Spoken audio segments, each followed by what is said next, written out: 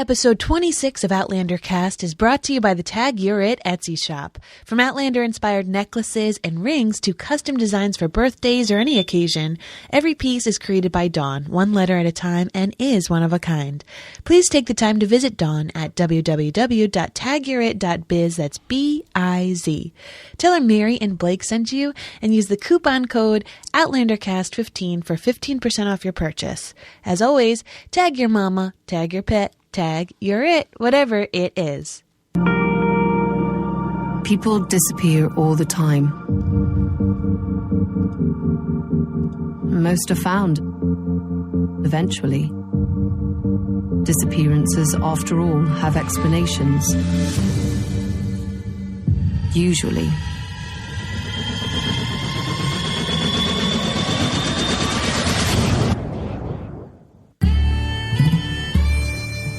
Welcome to Outlander Cast with Mary and Blake. It's a podcast dedicated to the show Outlander on Stars. Sing me a song of a lass that is gone, save for that lass behind. Mary of soul, she sailed on a day over the sea to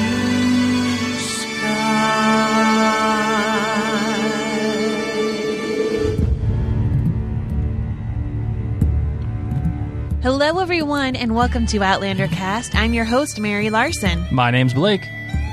And I still can't believe that Jamie just all of a sudden decided, Claire, no problem, you're from the future. Well, whatever, no problem. True love, man. True love makes you do crazy things. Really? Like, Yeah. if you told me you were from, like, Star Trek TNG time, I'd be like, girl, have you had your medication today? Has the pregnancy made you that crazy that we're talking about Oh, see, I would starships? hope it would be the opposite, that you would love me so much that you would sit there and say, tell me all about the future. Tell me about what airplanes are like. Have you seen an elephant before? The answer is yes. Yeah, actually, yes, it is. The reason why we bring all this up is today because we are bringing on Mike Barker. And Mike Barker is indeed the director of not only The Devil's Mark, but Lallybroch as well. We thought it would be great to have him on as a great resource to discuss what I would argue, I think, is the most pivotal part in the entire Outlander series. And my darling, do you know what I'm referring to? I hope you're meaning just the first book, because you have no idea about the rest of the series. No, but- and in fact, so far, I would argue that it's probably the most pivotal point in all of Outlander. Why? Because it changes the entire fabric of the entire story. What is this it? It is Claire revealing to Jamie that she is from the future. Boom. And I don't think you can come up, I challenge anybody, any of our listeners, to say a more important event in Outlander. Maybe Claire going back. That's possible. Oh, I challenged you. Boom. But yes, this is an incredibly pivotal part. It allows her to be honest with Jamie and tea with her, and she's now able to share exciting things like airplanes and seeing an elephant.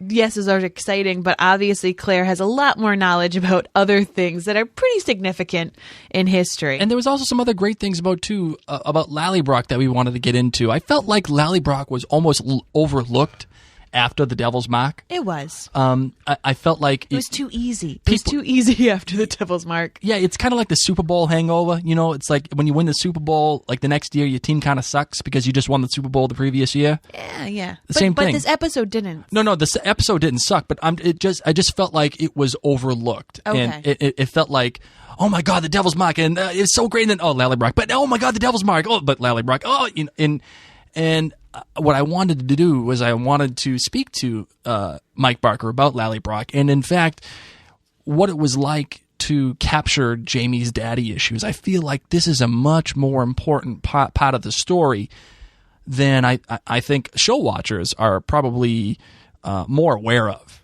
And we asked him about that. And as a matter of fact, why don't we just do this? Why don't we just have him on and let's just get to the most important part of this entire show. What do you say, kid? Awesome. Sounds like a plan. All right, let's do it.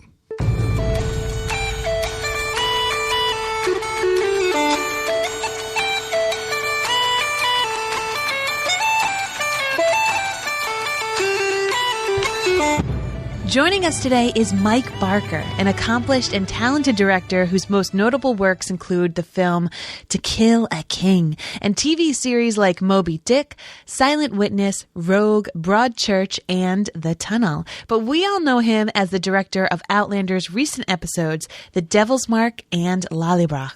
Mike, thank you so much for joining us today. Why don't you start off by telling us how you got the job with Outlander? Well, originally they phoned me actually quite a long time ago. I think almost a year and a half ago, I think it was. And they asked me to do some of the earlier episodes, but I wasn't available. I was making Broadchurch. So I thought I'd lost my opportunity of working on it. And then I saw The Devil's Mark was coming up, and I thought, oh. So I thought I might ask them if it was around. And they asked me to do it. It was very simple. There's a producer here in the UK called David Brown, who's a very good producer who runs the production here, and he sort of approached me and made it all happen. One of the most fascinating things I find is there's a lot of different directors that are working on this show. What do you have to do to make sure that you stay consistent with like the Outlander look and direction? And like, is there really a look and a direction that Ronald Moore has set? Like, is there a format, for the writers and directors? I think that the reason for having different directors, I think, is one, is just general stamina to run a whole show and to direct these shows, which are really, really tough. And in Scotland, very, very wet and very, very muddy most of the time. You need to have a sort of new injection of sort of energy and just basically just reinvent, a new set of eyes to come in and sort of keep it alive and fresh. And also just to keep the cast excited. So, I mean, what I did was I looked at what had been shot before me. You're obviously reacting to the script primarily and what you read on the page.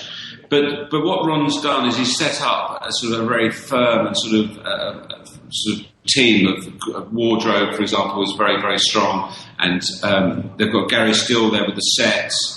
And so basically I come in with my DP and my first assistant director, and we take on board what they've got and then try basically to do something slightly different, move it on, move it slightly more exciting, make it slightly more exciting, and bring something fresh to it, bring a new fresh pair of eyes. But yeah, I mean, I think there are constants throughout, but I think it always evolves as a new director comes on board. Awesome. So now, being the director, of course, you get to work with these actors and pull out different things, different methods or different tools. So what are some of the ways that you were able to pull different things from the cast? It's quite interesting doing a show like this because basically the cast are there for a very, very long time. I mean, by the end of this series, they'll be there for 7 years. So they know their characters pretty much better than anybody else.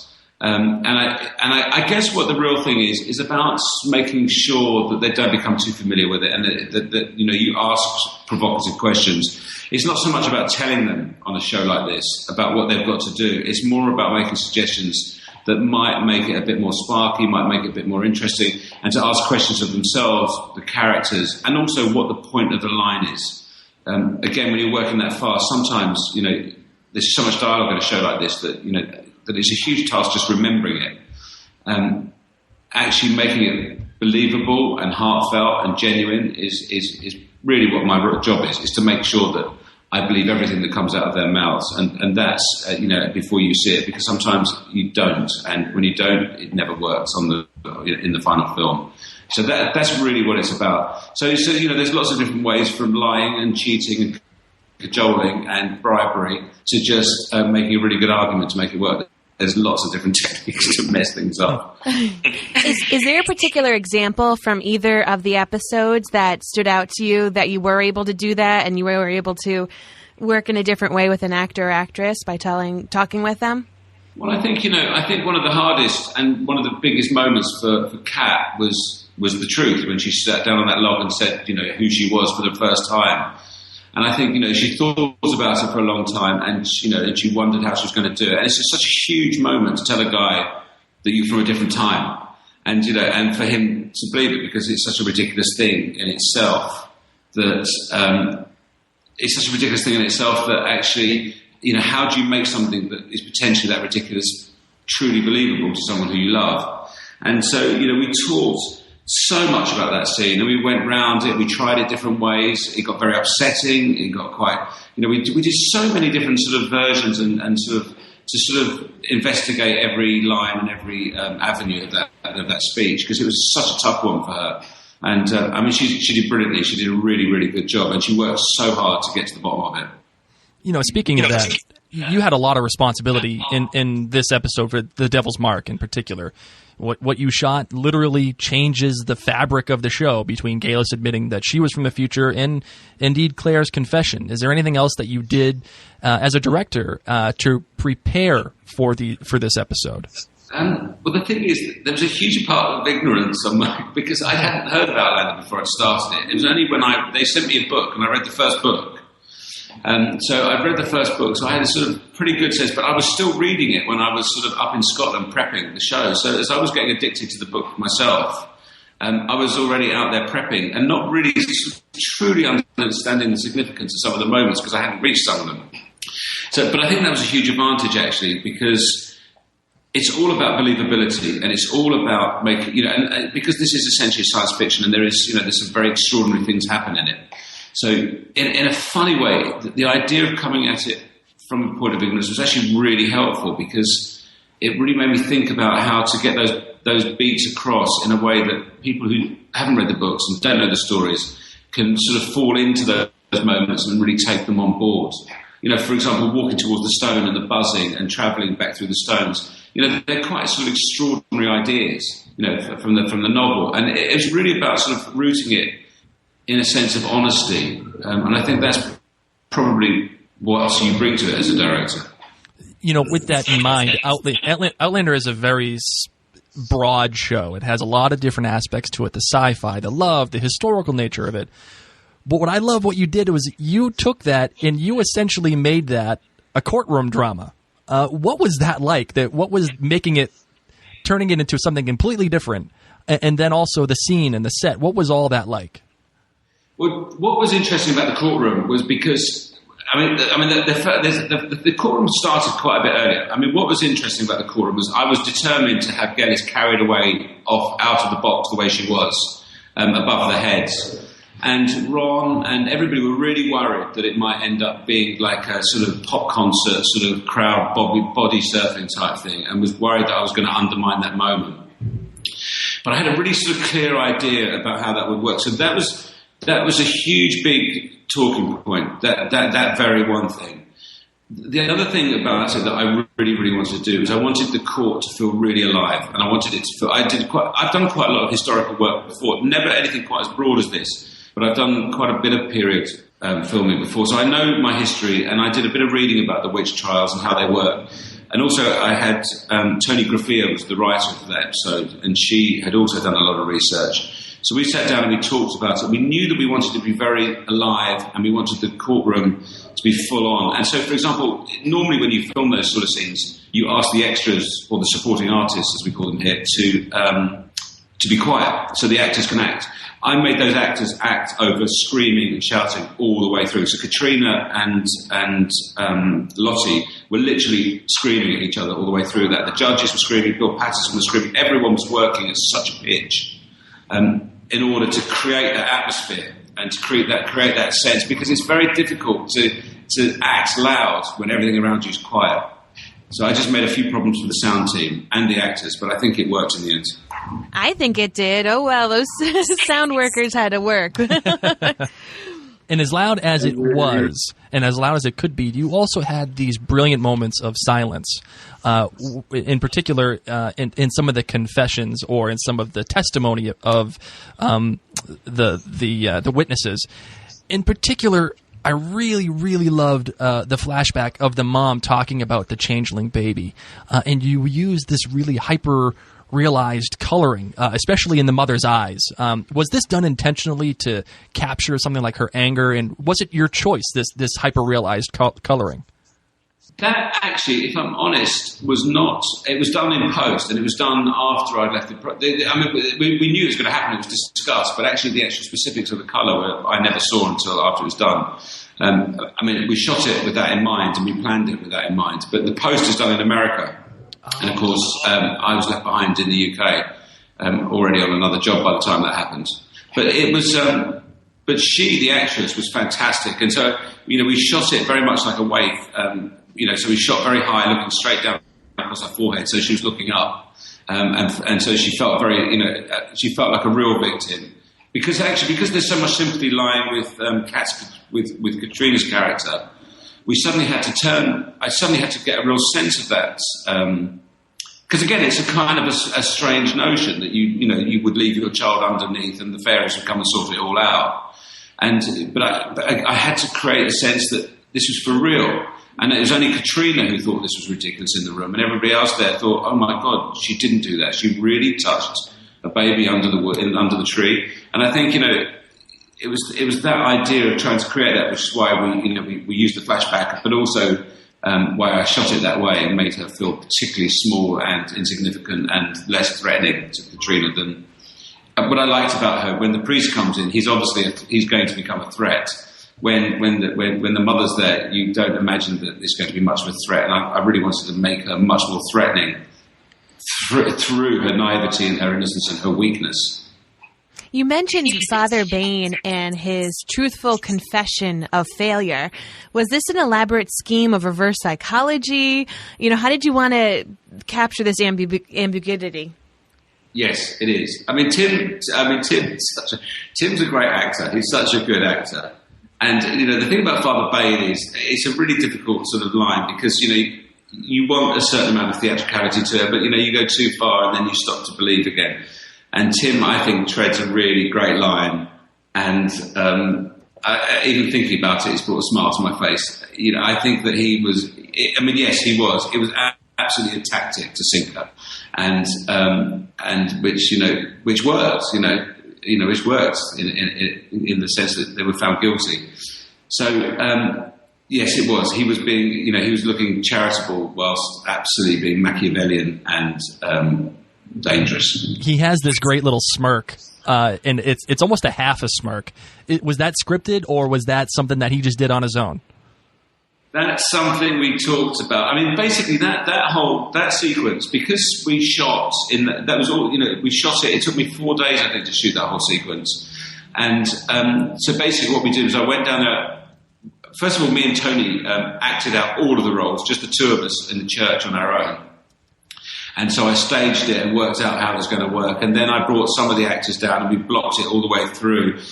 And what was great about that was it gave us all a chance to think about it, talk about it, and actually get it right, rather than it all sort of, because what I was frightened about with that many people in one room, that the communication on the day would be almost zero. It was just we had to know what we were doing as we did the day. And so we actually had plenty of opportunity on that particular sequence to talk it through. All of the stuff the actors do, they bring to it, obviously. All I ever do is help put them in the right place or the right frame of mind, or suggest some ideas. They're the guys that do it. And I wouldn't take anything away from them. That's for sure. We get to this point eventually where Claire has to speak to Jamie about the truth, and she has to confess to him that she is indeed from the future. This entire scene was absolutely beautiful. Well, do you know what's really funny about that scene?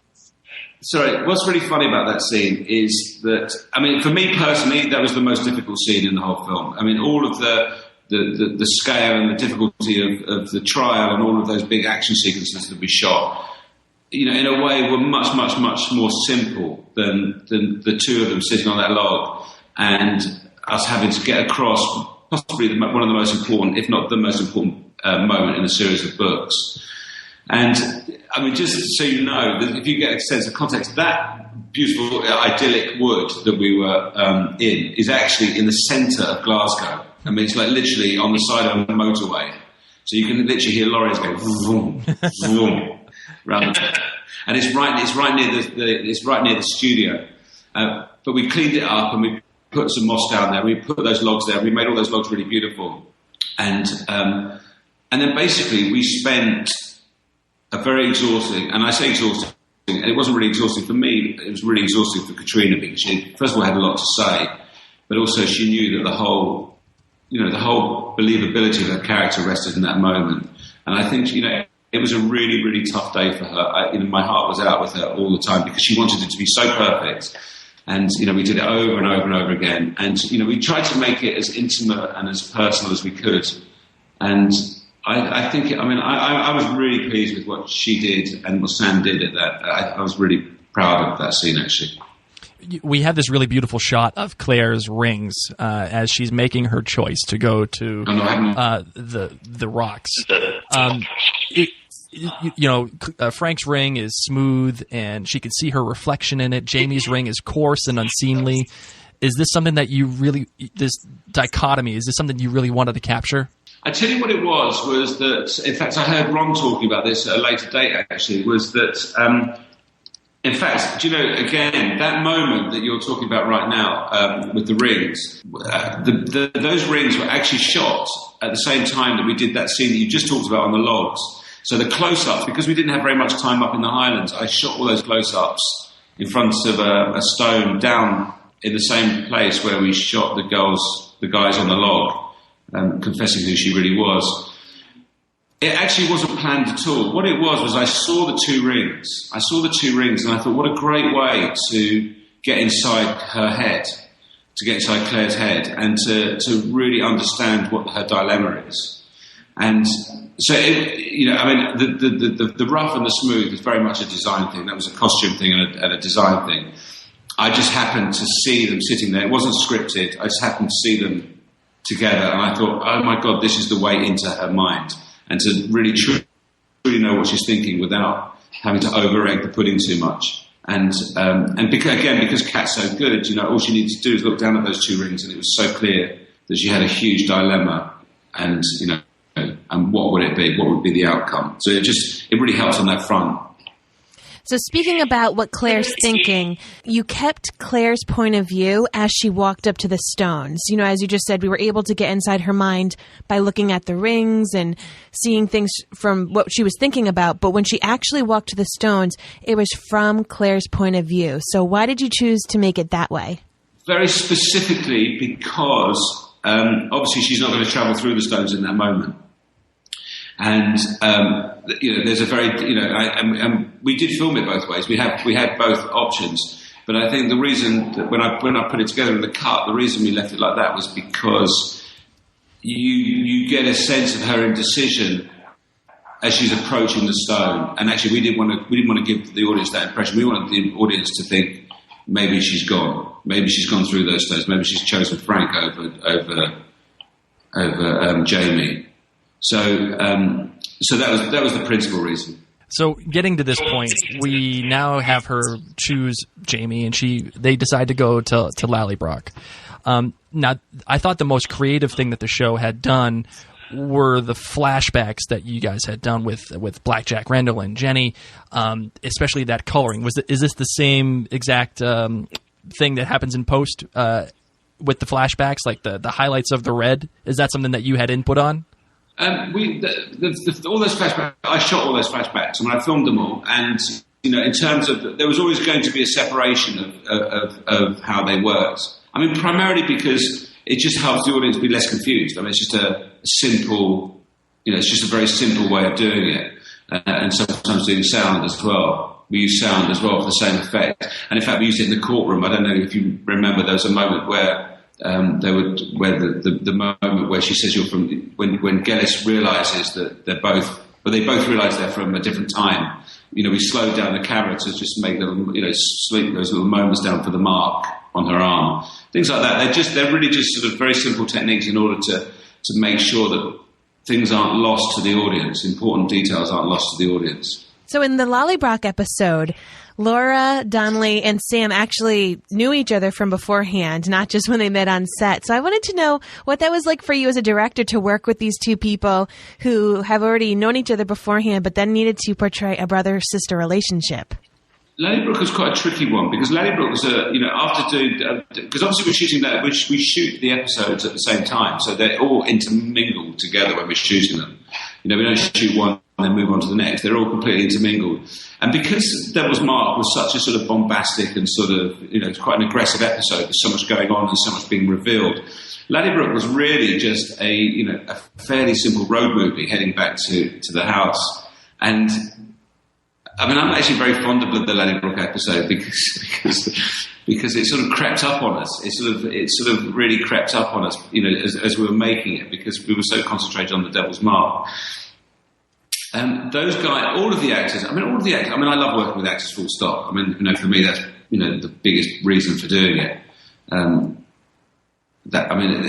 me, that's the most exciting thing. So, I mean, there's not very often I come across an actor, except possibly William Hurt, who I can't bear. Otherwise, anyway, so working with those two actors was great. They were really lovely. Laura is unbelievable. She's such a she's so good. I mean, she's so good and so exciting to watch. It's a real pleasure. I couldn't tell you how much fun it is to watch her act. And she's so game and professional. And, you know, she got a lot of knocking around as well in those episodes. You talked about how you really liked Lallybroch, and actually I liked Lallybroch a lot too, specifically because this was Jamie's, in my opinion, journey. It was his journey into his father's shadow, finding out who he is. What I want to know, and what you think, is how deep does Jamie's daddy issues really go? I think it goes, it runs pretty deep. I think there's, but I think, you know, I think that Claire's probably there to bring it back and make it more sense. But I thought what was interesting about the Lallybroch episode was actually seeing the power go to his head and actually to become not quite as cool as we've all been used to him in terms of the way that he runs his estate, the way that he sort of run roughshod over his sister and the farm, and, you know, potentially, you know, and even though they're acts of generosity and all for the right reasons, they were naive and stupid, and, you know, as Jenny pointed out, you know, undermined the future of the whole estate.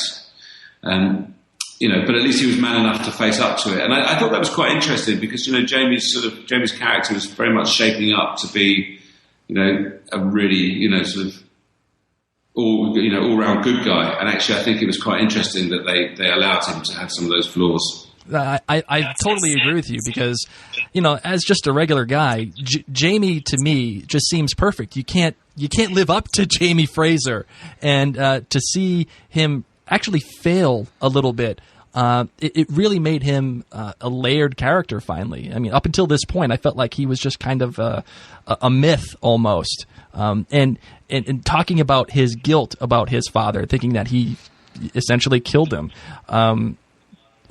Is that something that you really wanted to capture?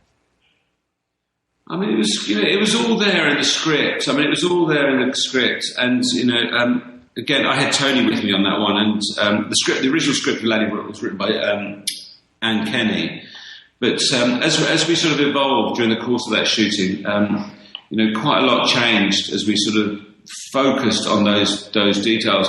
And actually, do you know what was quite interesting on those storylines was the actors themselves, you know, were very keen to express their own feelings about how their characters should feel and go. And I think they're quite keen as well to have some of that sort of rough diamond, you know, elements about it, that, you know, that they don't want to be seen as completely, you know, perfect and better than thou. That there are some flaws and some imperfections, that they're just, you know, human. And I think, and I think Ron and Tony and Anne and myself, we all had those conversations with the actors. I mean, at the beginning of every episode, what happens is you have a read through, and, you know, it's quite interesting just reading it in the room. Everyone's sitting there around drinking Diet Coke, and no one's in costume, and it's quite interesting because you know straight away at the end of that read through if it's going to work. And Ron, this is where Ron is the powerhouse, because what he does, he sits there and he goes, "Okay, everybody in my room," and then everyone will trot off and sort of, you know, and you can see him scribbling during the course of the read through, and that's really where the episode is defined. And Lallybroch was a big one for that. We had the read through, and it didn't have the same sort of sense of excitement as you know, as some of the others, and Anne and the characters, and, you know, and these things are constantly evolving because what happens in front of an episode changes. And so, you know, you might have a script that was written 3 months ago that now bears no, you know, that needs to evolve because the episode before it has changed. So it's really interesting. It's a really organic process work. And this is mainly American TV. I mean, it's not really how it works here, but I really enjoy doing it, I have to say. Speaking of planning out the episode, You took a chance with showing male frontal nudity. Was this necessary for Black Jack Randall's character? I think what the idea, it was the great thing about that was that I was the one who had to go and ask him to do it, which is like, would you mind getting your winky out on camera? So basically, I think what the feeling was about that was that the show is full of women nudity, and we treat women's breasts as if they're the same as men's having their top off, and actually it's still. It's still a personal and we use it as a way of using violation, and we were talking about Toni and I were at dinner one evening in Glasgow, and we were talking about sexuality and violence in film and TV, and just all those sort of issues that we have to think about and deal with all the time, and and pushing boundaries, and should we push them or should we not push them? And actually, what we came up to was that it was completely unfair that we expect actresses to take their kit off the whole time and bear. And you're talking about Jenny and Laura. All of those girls have got their kits off at some point. And Lottie in my episode, Claire has. They all do. And I think we just thought, this is about time. The story point is about a man who can't rape a girl because he's got a flaccid. I don't know quite what you call them in America. I was going to say cock, but I'm not quite sure if I'm allowed to. Yeah, you are. Okay. Yes. So. It seems a bit mean on Tobias to call it a winky. Because it's not, I can assure you. We've been calling it Little Jack Randall. Trust me, it's not that little. No. Anyway, so basically, what the idea was that it was that conversation, and we had the conversation with Tobias, and he was game and he was up for it. And more importantly, it wasn't just a gratuitous thing. It was about storytelling. It was about a man who actually couldn't get an erection, and the reason he couldn't get an erection was because she was not doing what he would expect her to do, which is that he uses his force in order to get what he wants, and that's what excites him. And her response to his force didn't excite him, and I think that was quite important. So it's actually quite an important plot point as well. What I want to know is, do you have another funny story or something that you haven't said anything about on set that you experienced that you'd like to tell our listeners? Well, I could tell another penis story. Oh, we love penis stories. I would also accept knob as an acceptable name for penis too. Okay, well, this was funny for me and for the cast and for Katrina. It wasn't so funny for poor old Sam Hueghan. So do you remember the scene where he's hiding underneath the big water wheel? Oh, is this the scene where every woman's panties dropped on the entire planet? Yeah, exactly. It's that scene that, although they might not drop when they hear this story. So basically, we shot that in winter. We had a particularly sunny day, but it was actually freezing cold. And basically, when we got to the stream wasn't. It was too shallow. So basically, I asked them to dam that stream. So the stream was filled up with water, so that there was enough water for him to go under. And so poor old Sam, he had what we call in the business a cocksock, a rather cucumber-like cocksock. And so he sort of strode into the water very proudly.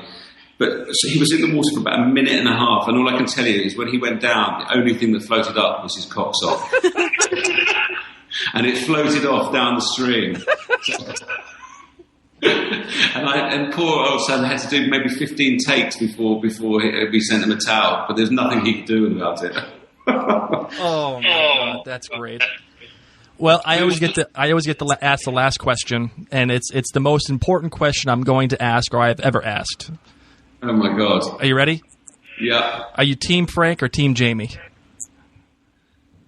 Ooh, Team Frank or Team Jamie? I think I much prefer the world of Jamie, so I think I'm probably Team Jamie.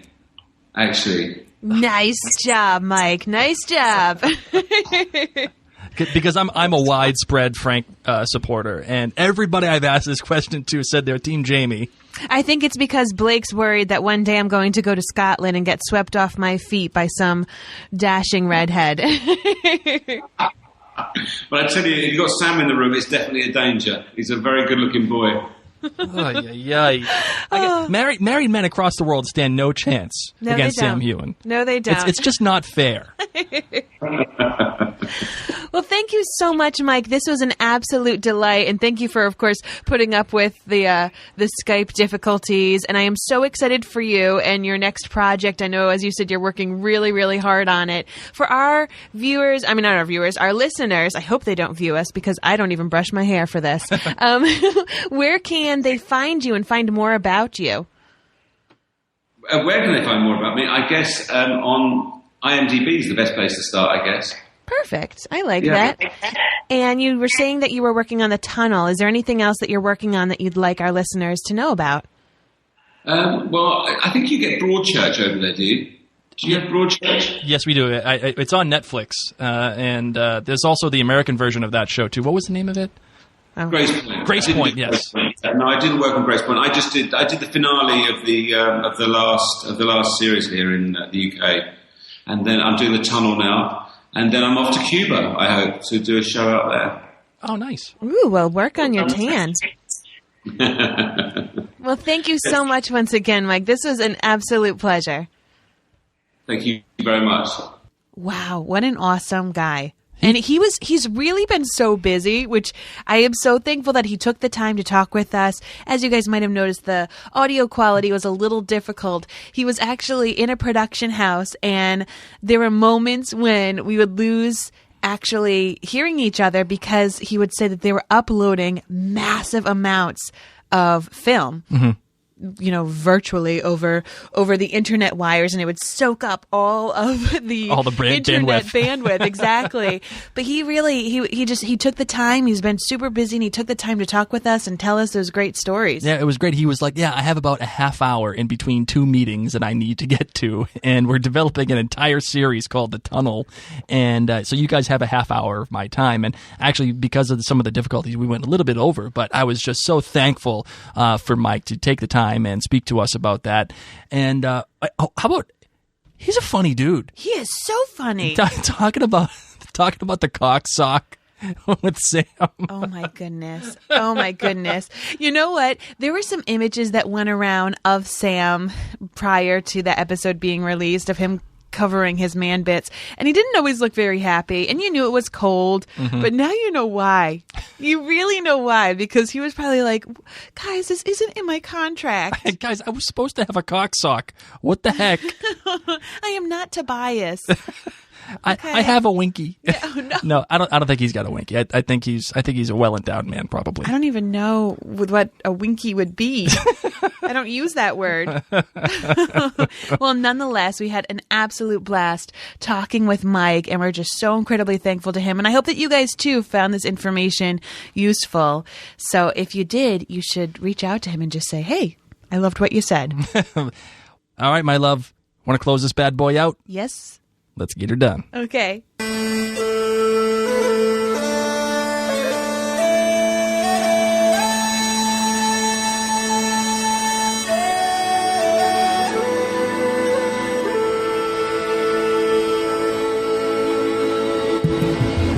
Well, everybody, as a reminder, episode 26, this one you just listened to, the interview with Mike Barker, is brought to you by the Tag You're It Etsy shop. From Outlander-inspired necklaces and rings to custom designs for birthdays or any occasion, really.